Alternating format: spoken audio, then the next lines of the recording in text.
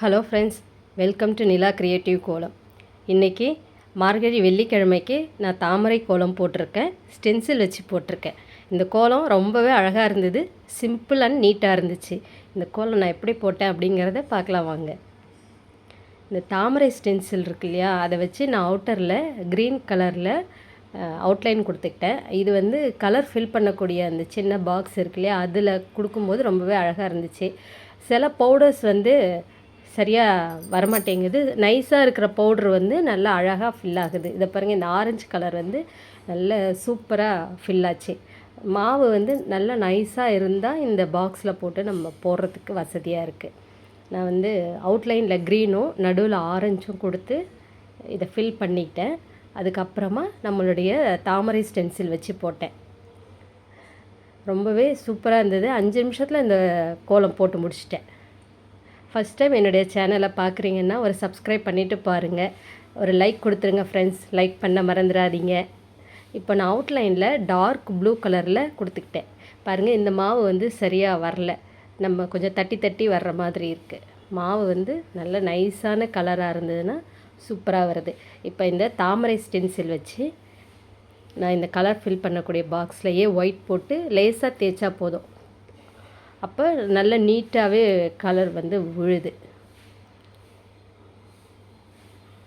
எல்லா இடமும் நம்ம ஒயிட்டை வந்து ஸ்ப்ரெட் பண்ணிட்டோமான்னு செக் பண்ணிக்கிட்டு எடுக்கணும். எவ்வளோ சூப்பராக வந்துச்சு பார்த்திங்களா. இந்த தாமரை ரொம்ப ஈஸி. இதுக்கு வந்து வெளியில் வந்து நான் ஒயிட் கலரில் அவுட்லைன் கொடுத்துக்கிட்டேன். இந்த கோலத்தை எவ்வளோ பெரிய கோலம் வேணுனாலும் நீங்கள் போடலாம். நான் வந்து எங்கள் வாசப்படி வந்து ரொம்ப சின்னதாக இருக்கும். அதனால் நான் வந்து இந்த ஒரே ஒரு ஸ்டென்சில் வச்சு அழகாக இன்றைக்கி வெள்ளிக்கிழமைக்காக நான் இந்த தாமரை கோலம் போட்டிருக்கேன். உங்கள் எல்லாருக்குமே இந்த டிசைன் பிடிக்கும் நம்புகிறேன் ஃப்ரெண்ட்ஸ். லைக் பண்ணுங்கள், கமெண்ட் பண்ணுங்கள். இப்போது இதை ஆரஞ்சு கலரில் சுற்றி நான் புள்ளி வச்சுக்கிட்டேன். உங்களுக்கு என்ன மாதிரி டிசைன் வேணுனாலும் நீங்கள் கையால் திரும்ப போட்டுக்கலாம்.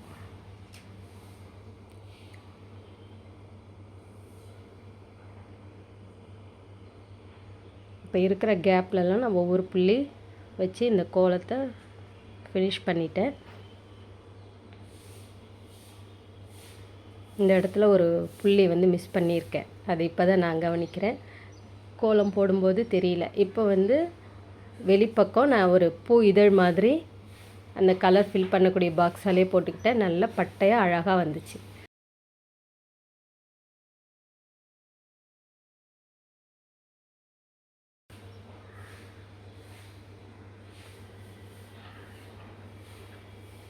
இந்த ரவுண்டை சுற்றியே நான் வந்து ஒரு பூ இதழ் இருக்கிற மாதிரி போட்டுக்கிட்டேன். நடுவில் வந்து ஆரஞ்சு கலர் ஃபில் பண்ணிட்டேன்.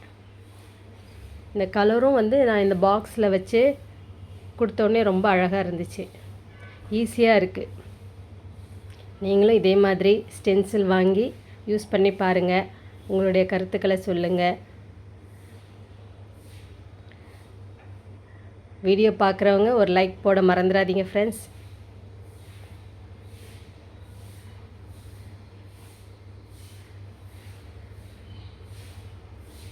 இதே மாதிரி எல்லா பக்கம் ஃபினிஷ் பண்ணோடனே ரொம்ப அழகாக இருந்துச்சு இந்த கோலம். சிம்பிளாகவும் அழகாகவும் அதே சமயம் நம்ம சீக்கிரமாகவும் இந்த ஸ்டென்சில் வச்சு கோலம் போட்டுக்கலாம். நீங்களும் ட்ரை பண்ணி பாருங்கள். இதே மாதிரி இன்னொரு அழகான கோலத்தோடு நான் உங்களை மீட் பண்ணுறேன்.